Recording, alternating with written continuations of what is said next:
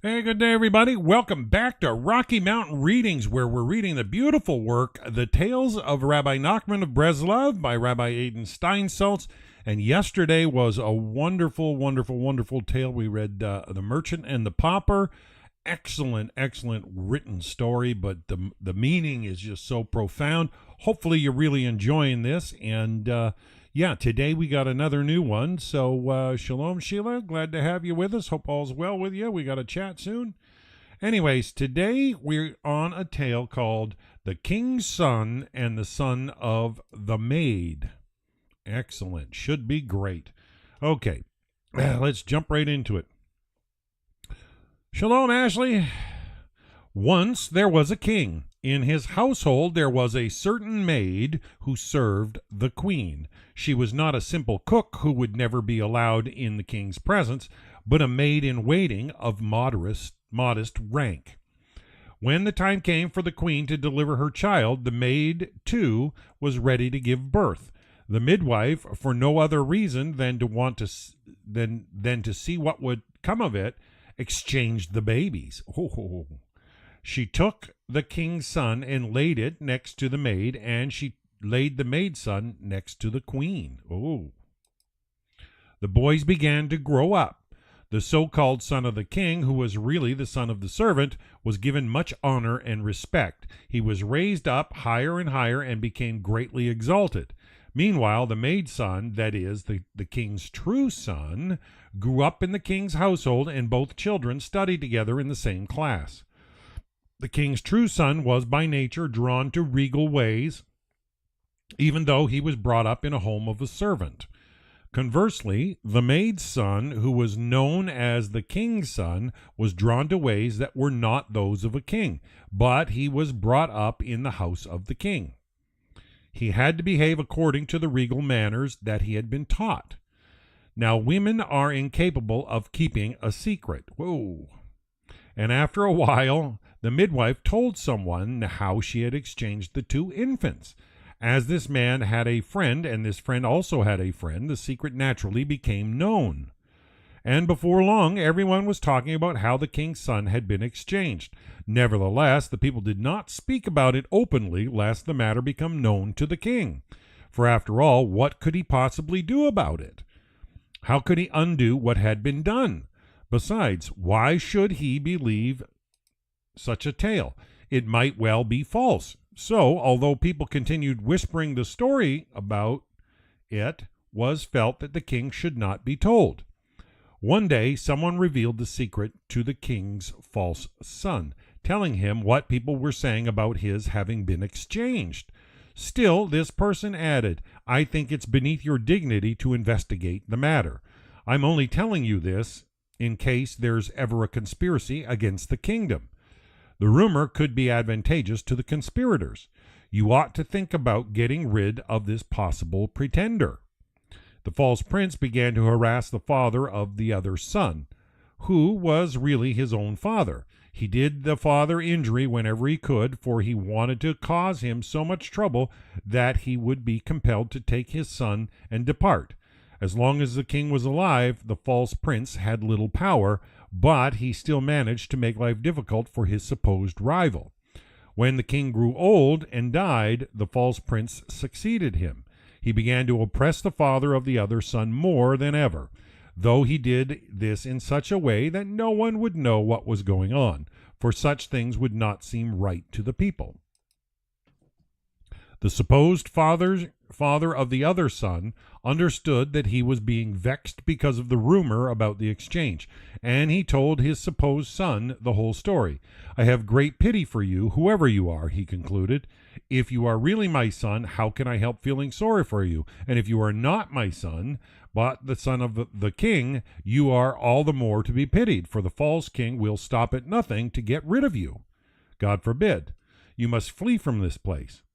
This upset the youth greatly, but the king continued to inflict so many hardships upon him that at last he decided to go into exile.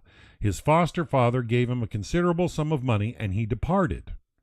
The youth was very upset about being driven away from his country for no reason. He considered his situation. What have I done to deserve exile? If I am the king's son, I certainly should not be treated like this. And if I am not the king's son, I have done no evil, and there is no reason for me to be cast out." In his bitterness, he took to drinking and frequenting brothels, desiring nothing more than to spend his time gratifying his desires. Meanwhile, the new king governing the land firmly, whenever he heard of people who were gossiping about the rumored exchange of infants, he punished them severely and vengefully. He ruled by force and by might. One day the false king went hunting with his court. They came upon a delightful spot by the river and paused there to rest. The king, too, lay down to rest, and thoughts of the other son whom he had unfairly driven out came into his mind. Whoever the other was, he had been wronged. If he was really a prince, was it not bad enough that he had been exchanged? Did he have to be exiled as well? And if he was not the king's son, there was also no reason for him to have been banished, for he had done no wrong. The king pondered and regretted his sin and the wicked thing he had done. But he could not make up his mind what to do about it. As there was nobody with whom he could discuss the matter, he became very uneasy. He told his officers that he wished to return home, for he had no more heart for sport. However, when he was back in the palace, he busied himself with his affairs, and the matter slipped from his mind. The banished son continued to do as he pleased and squandered all his money. One day, when he was walking by himself, he lay down to rest and recalled all that had befallen him. "What has God done to me?" he said to himself. "If I am a king's son, it is certainly not right for me to be an exile. And if I am not a king's son, I also do not deserve such a fate." He considered the matter further. On the other hand, if God is really able to exchange a king's son and have him suffer such sorrows, does it make sense for me to behave as I do? Is it right to do as I have done? He began to regret his evil ways, but after he returned home, he went back to his life of dissipation. Nevertheless, thoughts of regret and repentance continued to disturb him. One night he dreamed that a fair was going to be held in a certain place. He was to go there and to accept the first task offered him, no matter how difficult and menial it seemed to be. The dream made a strong impression on him. Generally, when one wakes, such things slip away immediately, but this dream stuck in his mind. Even so, it seemed too difficult for him to carry out, and he returned to his drinking as before. But the dream recurred several times, and it weighed heavily upon him. One night in the dream, a voice said to him, "If you know what's good for you, you'll do as you're told." So he set out to obey the dream. He gave what was left of his money and his fine clothes to the inn, and taking for himself the simple dress of a peddler, he left for the fair. He arrived at the place, and the next morning he arose early and he went to the fair itself. Quite soon a merchant tapped him on the shoulder, saying, "Do you want to hire yourself out?" "Yes," he answered. "I have to drive some cattle," the merchant went on. "Come and work for me."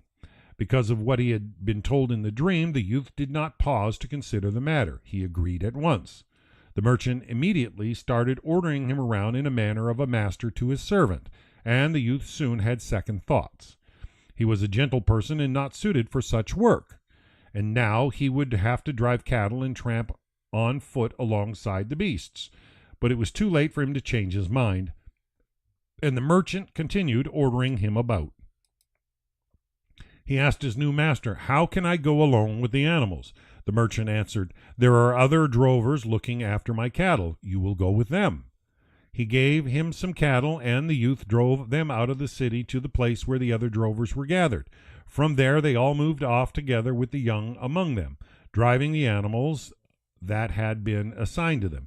The merchant rode among the drovers on horseback and treated them roughly, and he was especially cruel to the youth. The youth was terrified of the merchant and feared that he would die on the spot if the merchant struck him even one blow with his stick. He was so soft and gentle that he felt he could not bear it. In this way they continued, he with his animals and the merchant riding among the drovers. They came to a particular place and picked up a sack of bread that had been left for the drovers, and the merchant distributed the food among them. The youth was also given some of this bread, and he ate it. Then they came to a very thick forest. Shortly after they had entered it, two of the animals that the youth was driving strayed away. The merchant shouted at him, and he ran after them to try to catch them. They fled even more, and he pursued them. Soon the cattle drovers could not see one another because the forest was so thick, and the youth was quickly separated from his companions. The farther he chased the animals, the more they ran away. He chased them on and on until he came to the very depths of the forest, and there he paused to consider his situation. On one way or another, if I shall die, if I return without the animals, the merchant will kill me, and if I remain here, I shall be eaten by wild beasts. Perhaps even so I should go back to the merchant, but how can I without the animals? He was so afraid of the merchant that he took up his chase once more, and the animals continued to flee. Night fell. He had never before experienced anything like being alone in the night in the depths of the forest. When he heard the wild beasts howling, as they usually do, he decided to climb a tree. He slept there with the wild beasts' cries sounding in his ears. In the morning he looked around and he saw his cattle standing nearby. He climbed down in order to catch them, but the moment he approached them, they ran away. He pursued them, but again they took flight. On and on he chased the animals, and on they fled.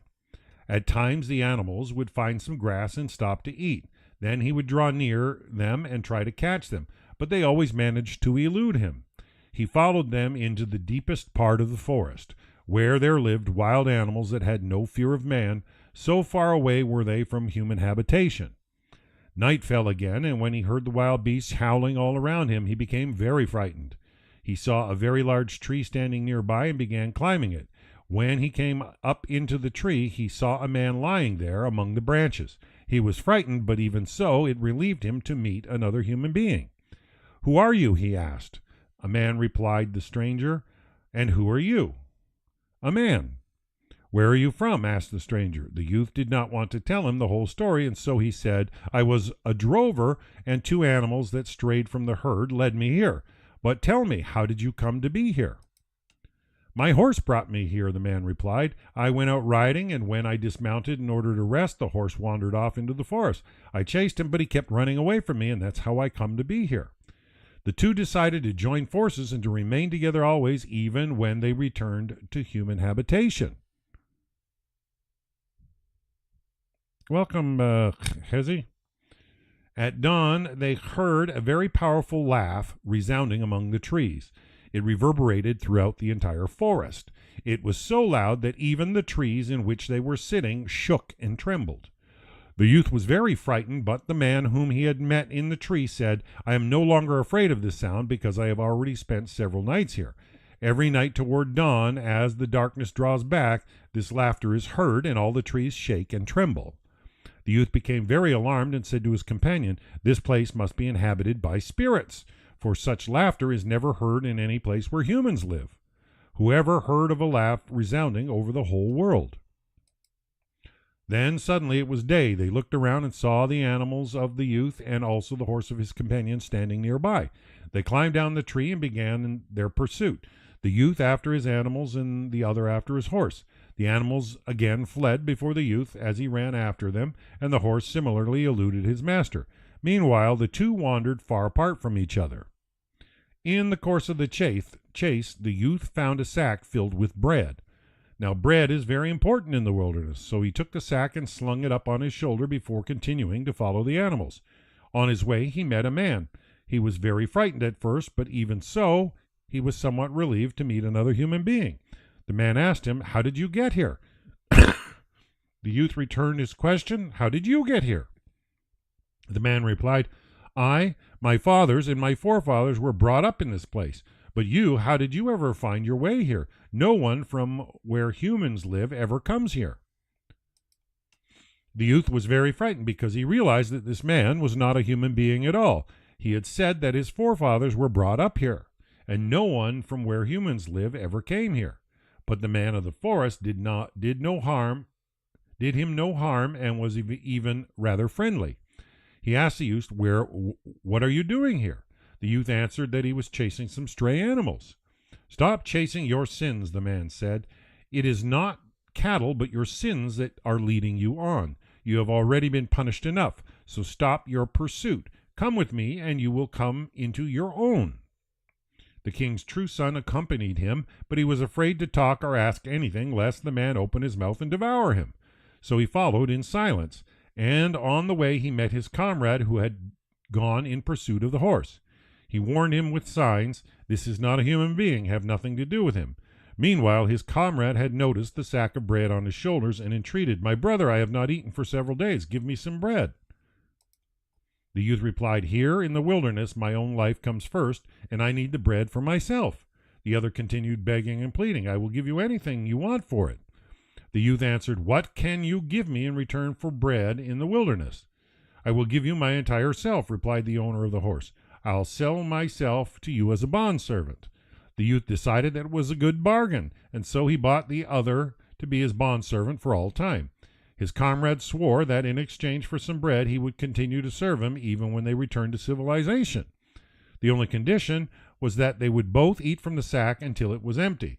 So the two went on together, both following the man of the forest, with the horseman who was now a servant following the true son of the king.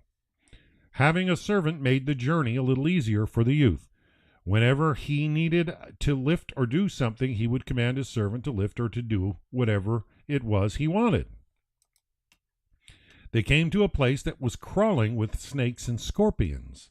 The youth was very frightened, so much so that he dared to speak to the man of the forest. "How will you ever get past this place?" he asked him. "Why don't you also ask how you will be able to enter my house?" The man replied, and he showed them his house, which was suspended in midair.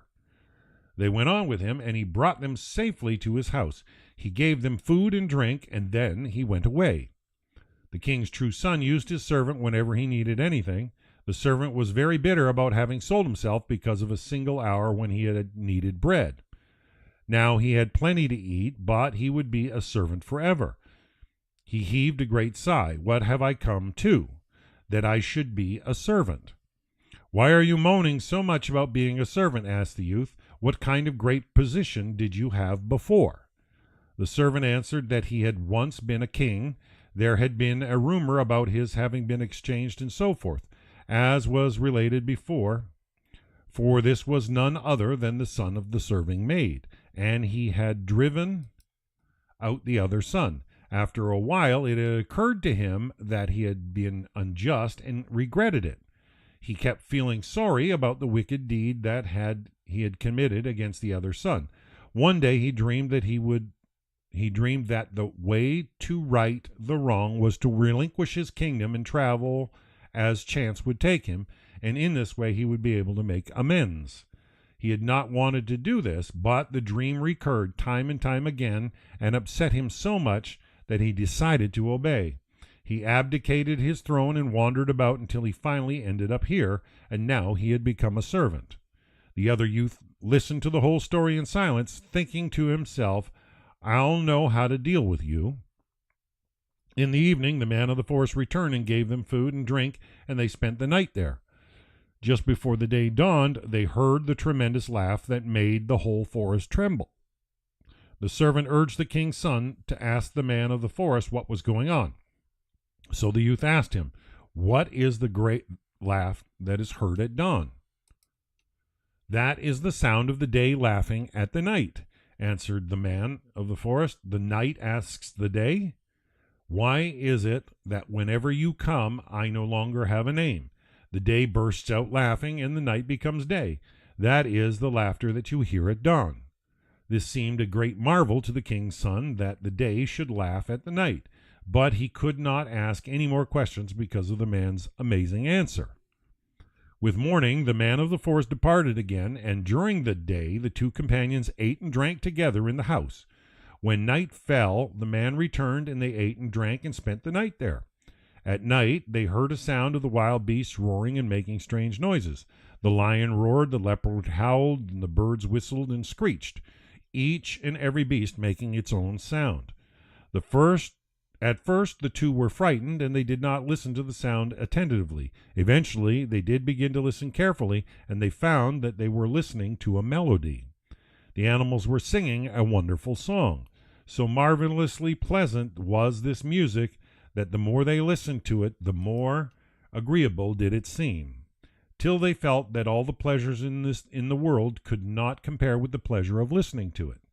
They told each other that they should remain where they were in the forest, for there they had food and drink and this wonderful sweet music that surpassed all the pleasures of the world. The servant urged his master to ask the man of the forest about the music. The youth asked him, and he replied, "The sun makes a garment for the moon.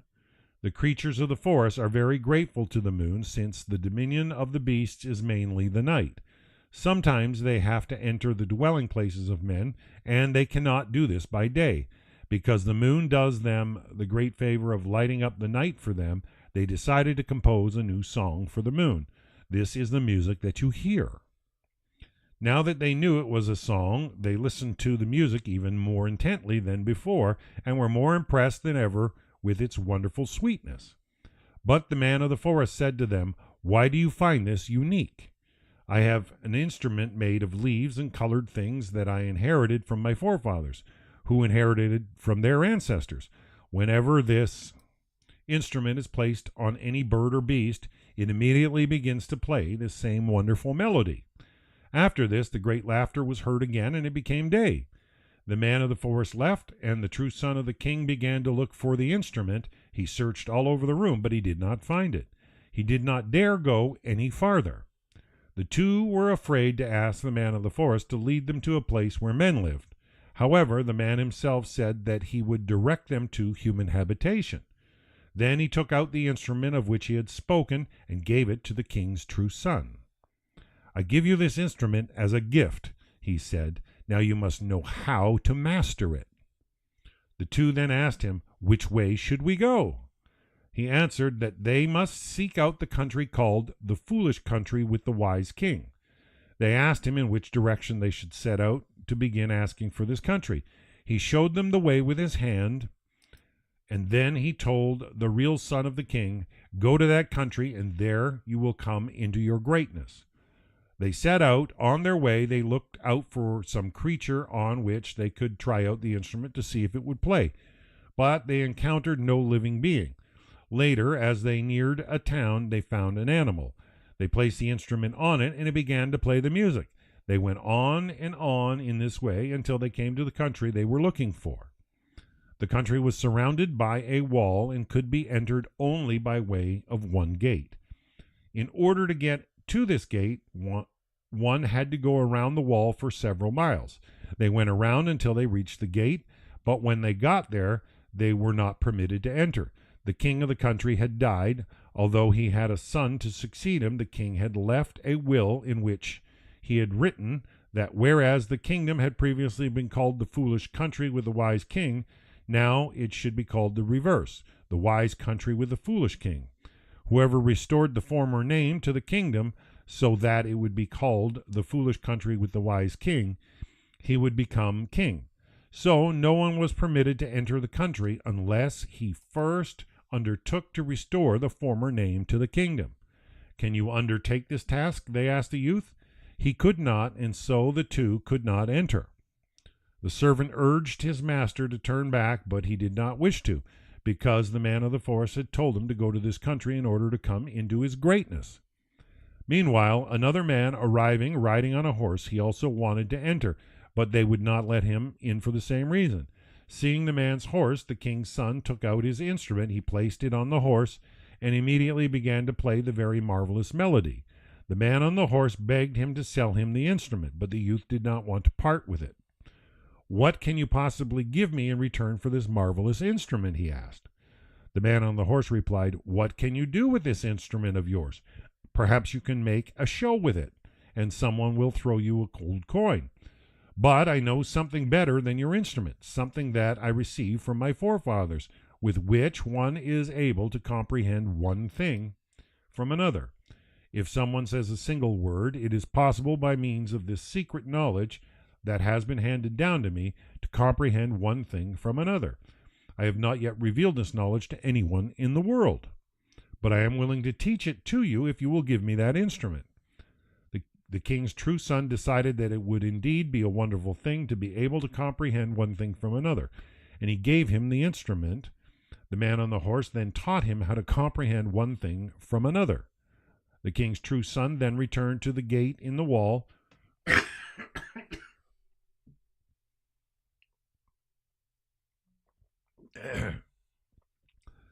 for he realized that he could now undertake to restore to the country its former name. He did not know how he was going to do this, but he was now able to comprehend one thing from another.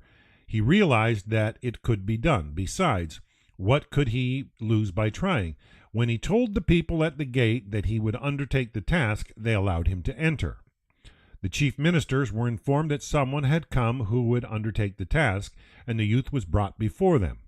They told him, "Know that we also are not fools. God forbid. It's just that the former king was a very great sage, and in comparison with him we were all fools. That is why the land used to be called the foolish country with the wise king. With the passing of the king, his son, who is also a sage, has taken over the throne. In comparison with us, however, he is not at all wise, and therefore the kingdom is now called the wise country with the foolish king." In his will, the old king stated that when we find a man so wise that he can restore to the country its former name, we should make him king. Such a man must be so wise that by comparison all of us are fools.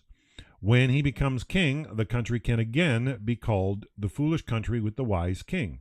The former king made it plain that his son was to relinquish the throne and turn over the kingdom to such a man when he appeared. Know then what you are undertaking. The ministers went on. The test of whether you are such a sage is this. There is a garden that was left by the former king. It is a very wondrous garden in which grow vessels made of metal, of silver and gold. But it is impossible to enter this garden, for whenever someone enters it, he is immediately pursued. He is pursued and he cries out, but he does not know or see who is pursuing him. In this way he is pursued until he is driven out from the garden. This is how we shall know how wise you are. We shall see whether you can enter the garden. The young man asked whether the person who entered was beaten.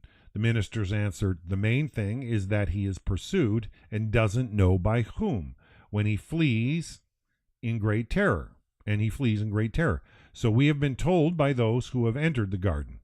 The youth went out toward the garden. He saw that there was a wall around it, but the gate was open and there were no guards. To be sure, there was no need to watch over this garden. As he approached, he looked about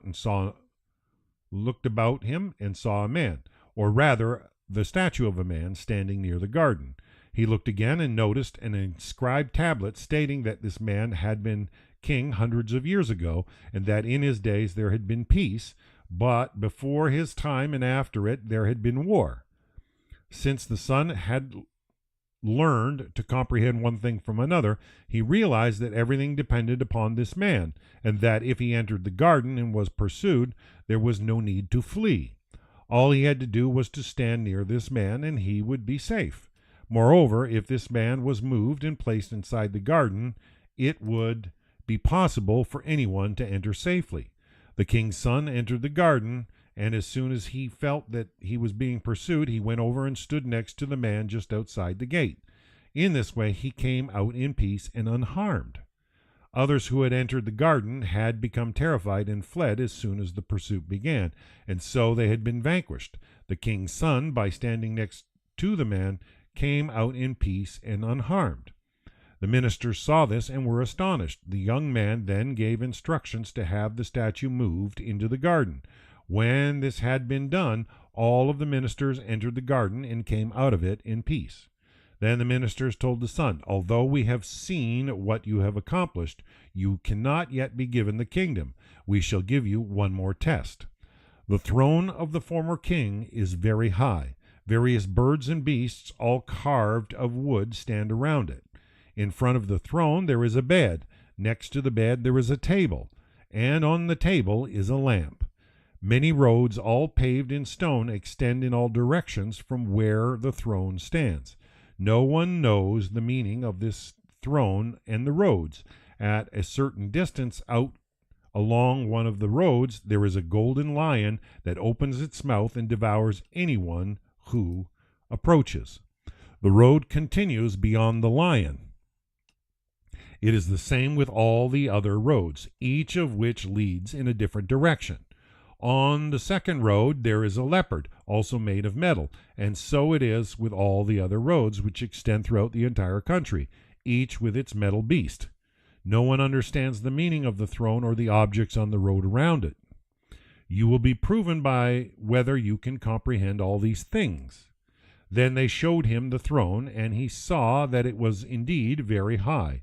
He approached it and examined it more closely, and he noticed that it was made of the same material as was the instrument that the man of the forest had given him. He looked again and noticed that on the topmost part of the throne a rose was missing. He understood that if this rose were in its place, the throne would have the same power as the instrument that played the music whenever it was placed on the animal or bird. He looked even more closely and saw that the missing rose was in fact lying beneath the throne.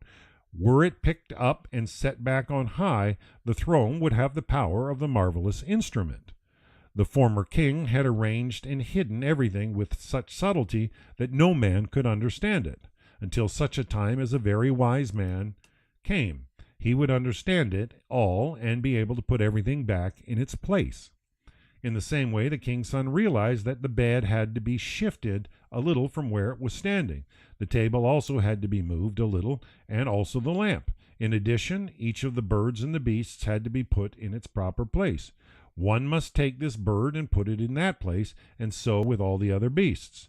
The king had arranged everything with cunning and wisdom in such a way that no one would be able to comprehend it all until that wise man came who would restore things to their proper order. The lion and at the turning of the road also had to be set elsewhere, and so with all the other beasts on all the other roads. The young man commanded that everything be put back in the proper order. The rose was to be picked up from beneath the throne and set back on high, and all the other things were to be moved around and arranged in their proper order according to his direction. When all this was done as he had instructed, everything began to give forth the sweetest and most marvelous music. Each object did what it was supposed to do.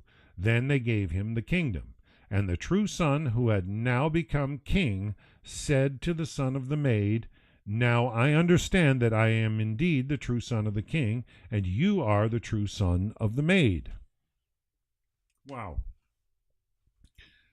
Very eloquent story. I've heard this before, this particular story, but let's see what the commentary has to say about it. Like many of Rabbi Nachman's stories, the king's son and the son of the maid can be read in a number of ways. It is an allegory rich in Kabbalistic symbolism. A number of different sets of keys to the symbolism have been proposed. In the following interpretation, the story is seen as a description of man's spiritual struggle with himself, a struggle that takes place entirely within the confines of the human soul. Another totally different explanation, not elaborated upon here, is that the tale is a depiction of the fate of the Jewish people, a new rendering of the ancient tale of Jacob and Esau. According to Kabbalah, in the form expressed in Hasidic literature, each man possesses two souls, one animal, the other divine.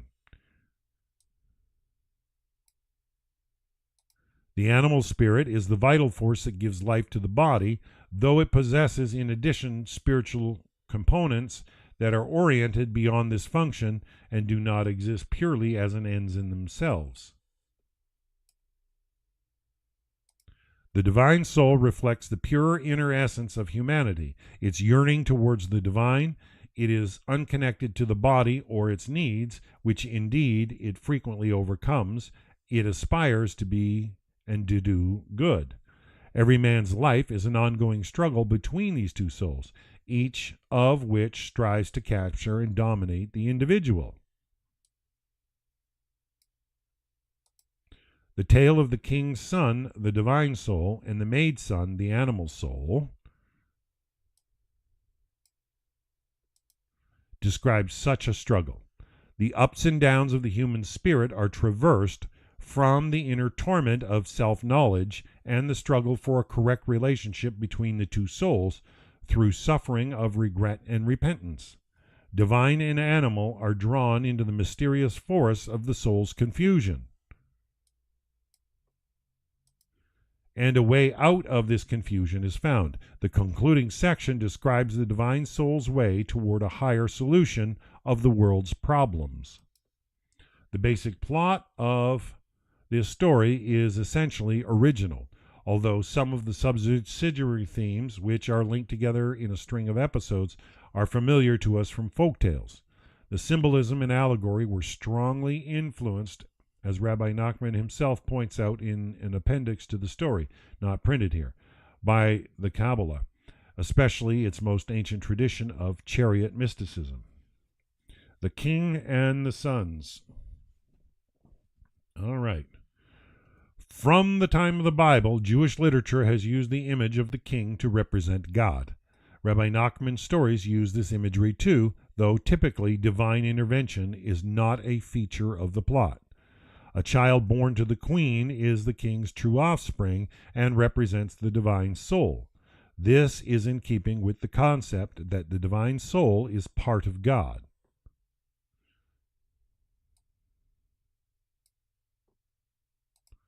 The relation of the other son to the king is problematic. It is inconceivable that a created being should not be related in some way with the divine. The animal soul is presented as a member of the royal household. The son of the king's servant, one of the king's servants. The two sons are born at the same time, for when the body is born, both souls, like twins, enter the world and begin the saga of life together. The exchange. The two children are dependent upon each other, and one cannot exist without the other. The divine soul needs the animal soul in order to live, and the animal soul needs the divine soul in order to find direction.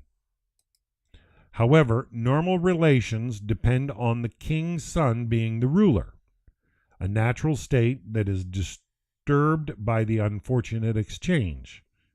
The exchange seems to be almost capricious, but it is the mistake that occurs at every man's birth. The animal soul is placed in an advantageous position relative to the divine soul. And I know the Hasidic thought holds that, the animal soul has control of the body for the first roughly 13 years of life, and then the intellect awakens, and the divine soul can begin to, but the animal soul's already had a 13-year foothold, and this is what causes the struggles of humanity. Furthermore, everyone, including the individual himself, is convinced that the animal soul is in fact the king's son who governs the kingdom by right. The divine soul is thrust into a subordinate position and kept there by pressure of public opinion. Almost downplayed. The two souls grow up and study together, but they learn different things. The maid's son, who grows up as the king's son, has to learn to restrain himself in order to rule. In other words, the social and human condition refines the animal soul. Nevertheless, he tends to return to his own nature, for although there are many advantages to sitting on a throne, there is also a fascination in being a servant. It is important to note that the maid's son is not described in disparaging terms. The animal part of man is neither evil nor dark. In fact, he possesses some positive traits, and he is clearly successful and adept in practical matters, certainly no less than the other son. The king's true son is also uncomfortable in his role and aspires to kingship even in his subservient position. The source of the problem is the exchange. Its development and resolution can begin only when the secret is revealed and reaches consciousness. Disclosure is inevitable because the noble divine part of the soul cannot live indefinitely in a subordinate position. The whispering of the people is the first stage of disclosure. This is the vague feeling of discontent, the first faint awareness of a higher destiny for the true son, and of an honest subordinate fate for the maid son. Yeah, and if you've felt the call of God on your life, you know what it's like to just need to outgrow who you were yesterday, for sure. The second stage begins when the matter reaches the consciousness of the animal soul. Talebearers are associated with the evil inclination. 4, they awaken the evil that can develop from the animal soul and place it in opposition to good. Nevertheless, what the talebearer says is the truth. Once the secret is out, the two sons no longer live together in peace. The spurious prince is warned that the matter should not be investigated, for any such inquiry could reveal his unfitness for the throne. Fear of exposure leads to the stifling of real thought.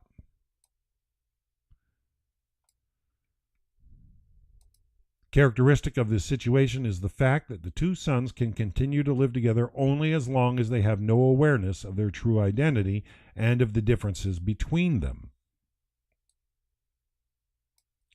Isn't that the case? This is a feature of childhood. The distinction between good and evil is still obscure.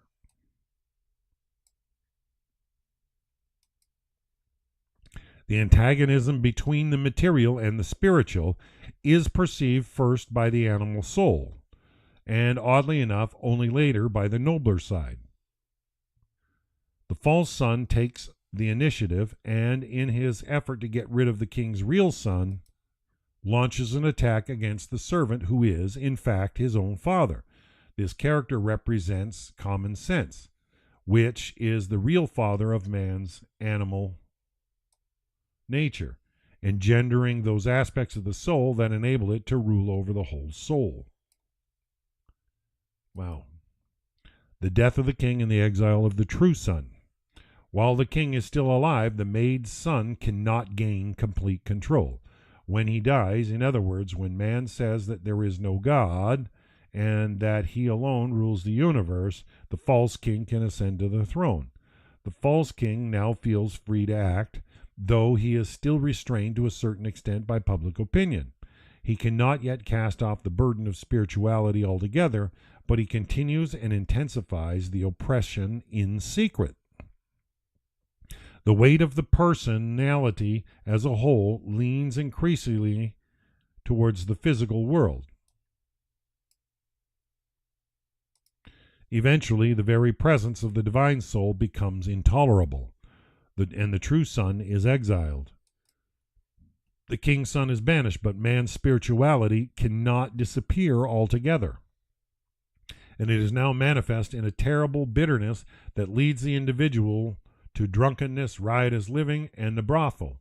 In themselves, the natural appetites are not extreme. It is not lust that drives a man to excess, drunkenness, and dissipation. They are symptoms of a condition in which the soul yearns for something pure and exalted, but cannot cope with the realities of human existence. Yeah, often, like I said yesterday, we use our bounded rationality and make acceptable decisions rather than optimal. The two sons begin to repent. At first, the animal soul is not affected by the banishment of the divine soul.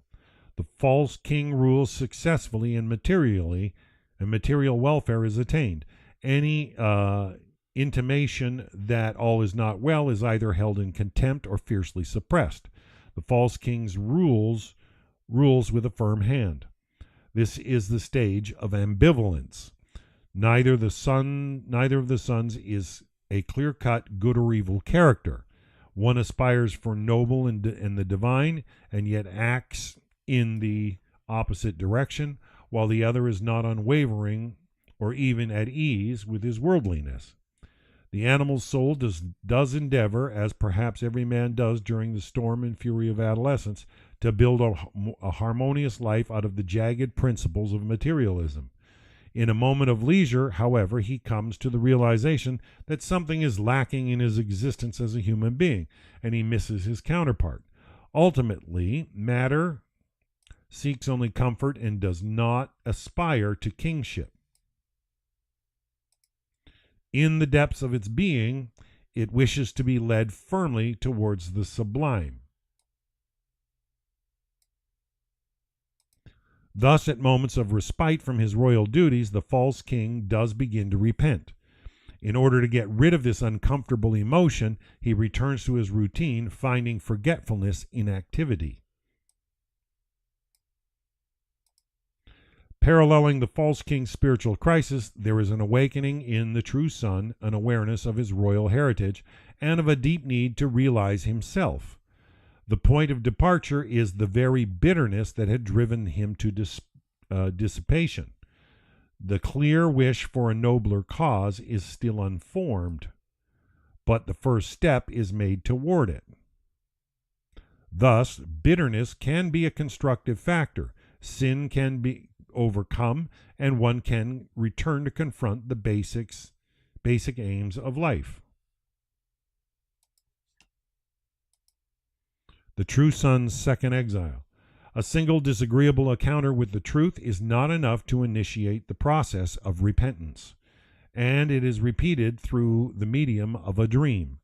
The true son is told that he is to abandon his sinful way of life, that he must change completely. When this dream recurs, a crisis develops, and eventually he obeys and sets out to face his uncertain destiny. When he leaves on his second exile, the true son has already freed himself from an impossible situation, though his new status of cattle drover to a cruel master is also unenviable. There is, however, a great difference between the two conditions.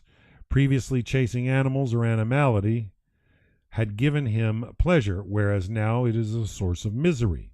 The cruel merchant is a symbol of evil in many of Rabbi Nachman's stories. The dual role of evil, both tempter and punisher, is found in Talmudic sources. The cruel merchant forces the son to cling to his previous mode of life. This reflects the Jewish conception of punishment, which seems as the endless repetition of one's sins when they have lost their attraction, and every further pleasure is accompanied by increasing misery. When the two of the beasts run away, the tension reaches a climax. The true son cannot overcome the illusion that he has to follow them. He cannot live with them, and he cannot live without them. Man is in immortal fear of his master, his habits. The forest, a partial solution.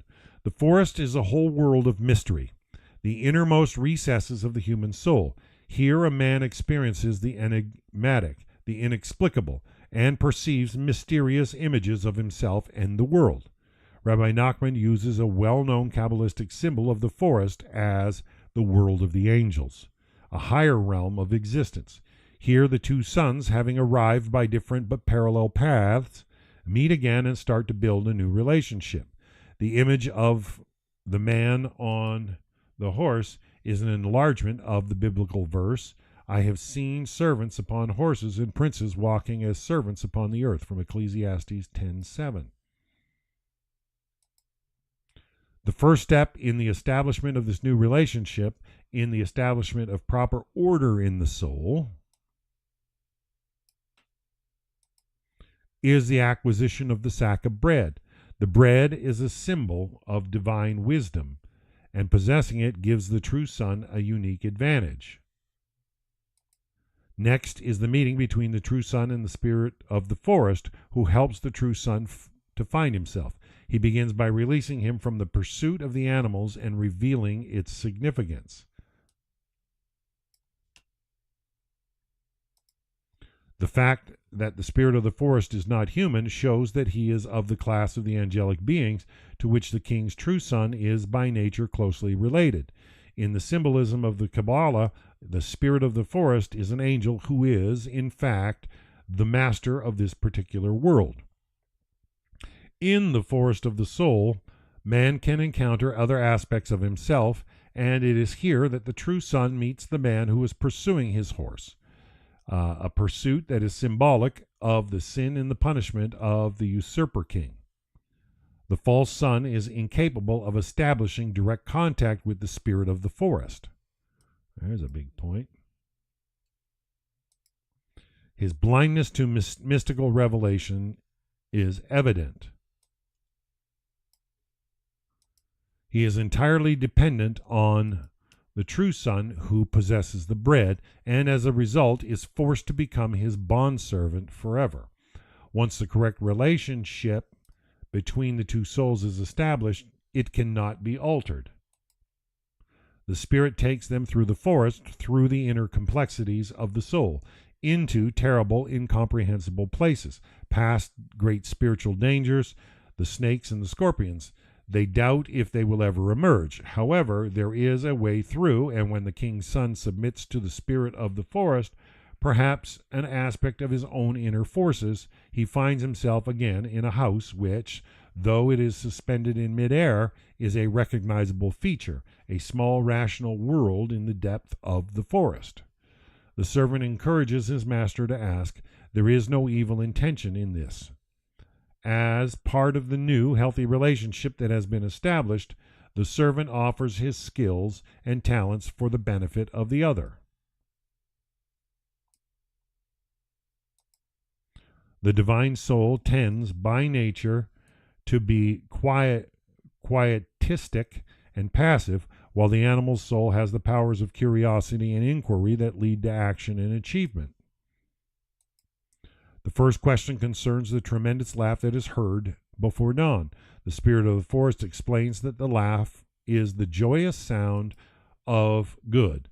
The light of day is divine revelation, the positive, genuine aspect of reality. Night, darkness, is the evil that holds back the manifestation of revelation. So long as night endures, it appears to be no less real than the day, but in fact, evil is only negative existence.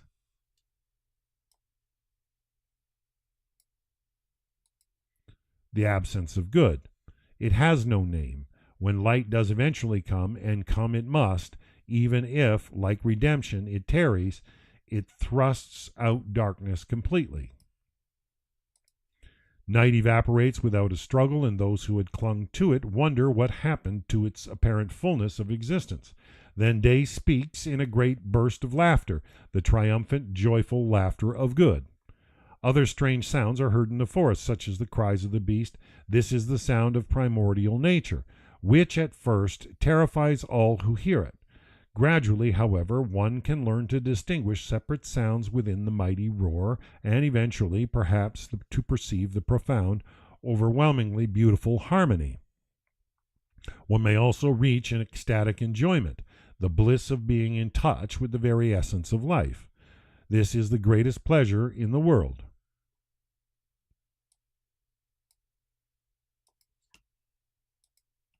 Nevertheless, man desires not only to experience phenomenon, but also to understand them, and the spirit of the forest is questioned about the harmony. The second answer also touches upon the very root of things. The sun makes a garment for the moon. In the symbolism of Kabbalah, the sun represents the divine plenty, while the moon is the Shekinah, the divine power that distributes the abundance of life to the world. The moon has no light of its own, and it merely reflects what it receives from the sun.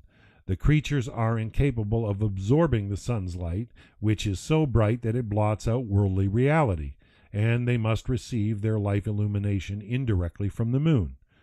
They are thus indebted to the moon and render it homage and love. So when the sun makes a garment for the moon, that is, when divine revelation is passed on to the world, all life voices a universal song of praise and thanksgiving to its apparent source.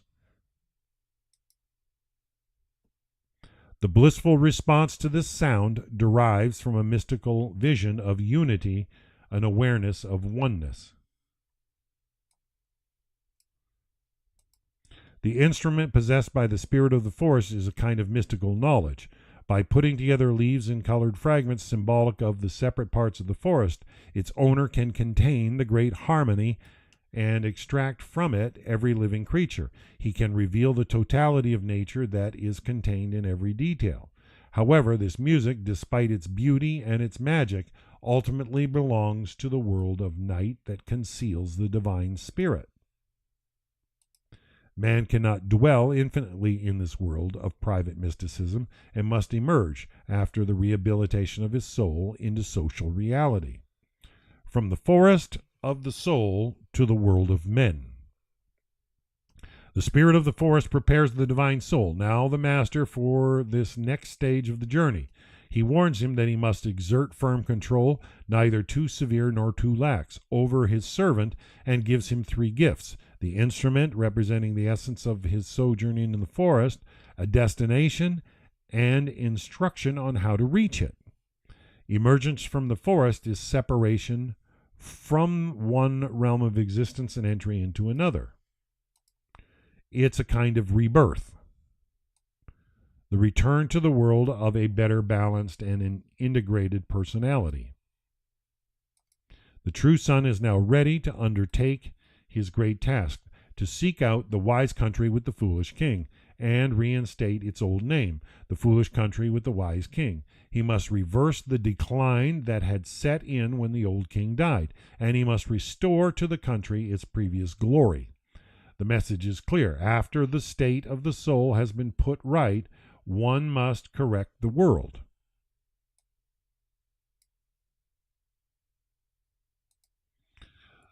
A choice, beauty or truth.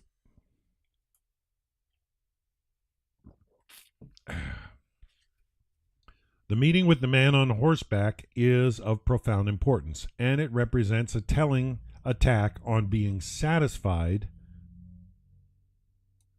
with the enjoyment of beauty and of mystical experience, and on regarding the blissful feeling of harmony as an end in itself. This state is indeed a source of unparalleled pleasure for the fortunate who can attain it, but ultimately it is valueless and adds nothing to the stature of man. And that's a religious mindset, where it's not genuine connection or real relationship, but religious service, ritual. The man on the horse asks, "What can you do with this instrument of yours? Perhaps you can make a show with it, and someone will throw you a gold coin." In its place, he offers the wisdom he received from his fathers, the ability to comprehend one thing from another. This is the Torah in its broadest sense, which includes the knowledge and wisdom of the Kabbalah. The Torah is much more than a textbook of legal and moral precepts. It is a God-given means of understanding the inner significance of the world. Whereas the instrument expresses the harmony of untamed nature, the Torah seeks to change nature and improve it, even struggle against it. The king's son makes his choice and is ready to approach the task, which is explained by the elders of the city. The wise country with the foolish king. In the beginning, the king, or God, established the kingdom to the created world. As long as he himself governed, the country was well known as the foolish country with the wise king. For no matter how well the ministers managed the country, they could never approach his wisdom. However, after the creation, God appears to withdraw from the world and wills it to his son, man, who is inadequate and admits that he is a foolish king over a wise country. The country, however, desires to return to its original status and seeks a human ruler who will be able to perform this task of restoration. Ultimately, this task is incumbent on every human being. The king left certain inherent flaws in the kingdom so that men would be able to correct them and restore the world to perfection. This is what Tikkun's all about. The first test for the prospective Redeemer is to unravel the mystery of the garden, which symbolizes paradise, Jewish esoteric wisdom. It is also the Garden of Eden, which cannot be penetrated by ordinary men, even though it is open and all can approach it and attempt to enter. The true Son notices the open gate and seeks to understand the perils of the garden. The solution he finds is the statue of a man by the gate. This figure may be identified by the inscription that in his days there had been peace, but before his time and after it there had been war. This clearly refers to King Solomon, who possessed divine wisdom. Pardes is a dangerous place, and no man may find his way in it so long as he tries to grasp things as they appear to be. The greatest difficulty in comprehending esoteric wisdom is that its symbols are viewed as realities and the allegory is not perceived. By standing next to the figure of Solomon, the true Son acquires Solomon's profound perception and insight into the esoteric symbols. When the statue is placed within the garden, that is, when the world is comprehended by esoteric allegory, he and all men may enter and leave the garden safely.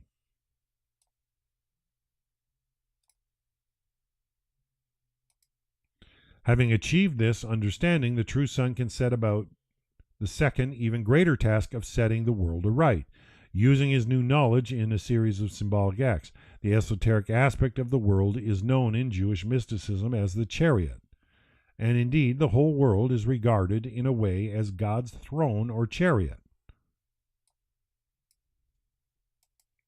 The throne in the story is the seat of the former king, which is described in terms reminiscent of mystical passages in the Bible. It is very high. I saw the Lord sitting upon the throne, high and lifted up, from Isaiah 6:1, and surrounded by a number of creatures, from Ezekiel 1:5. Roads lead out from the throne, mysterious channels through which the divine abundance flows to the various worlds and their denizens. However, something is wrong with the throne. Something is missing. Furthermore, the lion, like other creatures in the world, has become a ferocious beast of prey, for it no longer receives radiance from the throne. The roads are blocked, and evil is present in the disordered world. Whoever holds the esoteric key can remedy the situation. He is the Redeemer. When he sets out about reinstating order, the true Son discovers that the throne is made of the same material as the wondrous instruments and understands that it too contains in itself the inner essence of the whole world.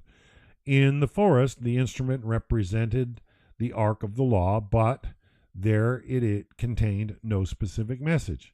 Here it corresponds to the ark, but contains the Torah, which was regarded by the Jewish sages of all ages as equivalent to the divine throne.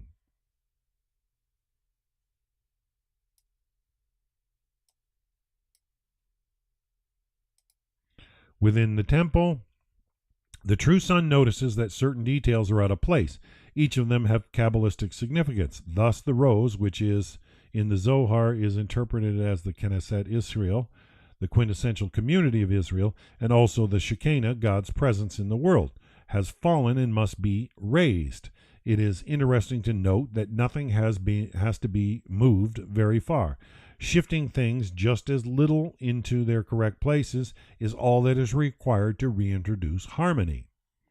The Torah provides guidance on correcting or mending the divine throne and makes it clear that only small adjustments are required, not destroying and remaking.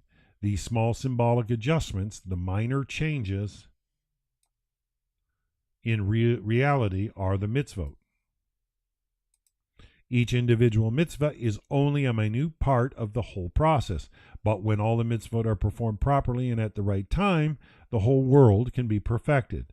Many generations of the true sons of the king, busying themselves with these acts of creation or correction, will bring about the redemption of the world.